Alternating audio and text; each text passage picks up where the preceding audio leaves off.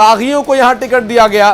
कुलदीप सिकरवार ने सुमावली से, जो कि कांग्रेस पार्टी से पहले प्रत्याशी थे, उन्हें जब हटा करके दूसरा प्रत्याशी मैदान में उतारा तो बीएसपी ज्वाइन कर ली और बीएसपी से अब प्रत्याशी हैं सिकरवार और सुमावली से मैदान में हैं। कांग्रेस छोड़ बसपा में ये शामिल हुए थे और टिकट कटने की वजह से नाराज कुलदीप इस बार मैदान में उतारे गए बीएसपी के टिकट पर। श्योपुर से बिहारी सिंह सोलंकी को प्रत्याशी बनाया गया है। ये बीजेपी छोड़कर बसपा में शामिल हुए थे। दरअसल दुर्गालाल को टिकट दिए जाने से नाराज थे बिहारी सिंह और दुर्गालाल विजय के खिलाफ बीएसपी से अब ये चुनाव लड़ेंगे।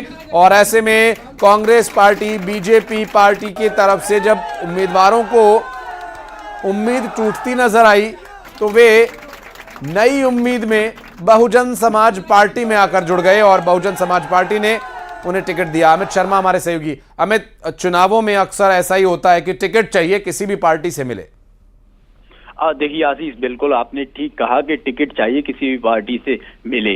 ऐसा ही आज देखने को मिला है कि पहले कांग्रेस पार्टी ने प्रत्याशी बनाया था कुलदीप सिकरवार को सुमावली विधानसभा से, लेकिन आज जब चौथी सूची आई थी कांग्रेस पार्टी की, उसमें 4 विधानसभाओं पर प्रदेश की सीटों पर बदलाव किया गया, जिसमें से सुमावली विधानसभा पर भी कुलदीप का टिकट काट करके अजब सिंह को प्रत्याशी बनाया। इसी से कुलदीप नाराज थे और उन्होंने अपने समर्थकों के साथ बसपा का दामन थामा है और बसपा से आज सूची में उनका नाम भी आ गया है, जिसमें बसपा ने प्रत्याशी घोषित कर दिया है। तो एक तरीके से कह सकती हैं कि कांग्रेस ने टिकट काटा जिसी से नाराज थे कुलदीप, और उन्होंने अपने समर्थकों के साथ जाकर के बसपा की पहले तो सदस्यता ली और फिर अब कुछ ही देर पहले बसपा ने उन्हें सुमावली विधानसभा से प्रत्याशी भी बना दिया है। तो कहीं ना कहीं टिकट कटने से ही नाराज थे। यही वजह है कि अब वो बसपा से मैदान में उतर आए हैं। त्रिकोणीय मुकाबला हो गया है सुमावली विधानसभा में। अब देखना होगा कि कौन की बाजी मारता है। लेकिन सबसे बड़ी बात यह है कि पहले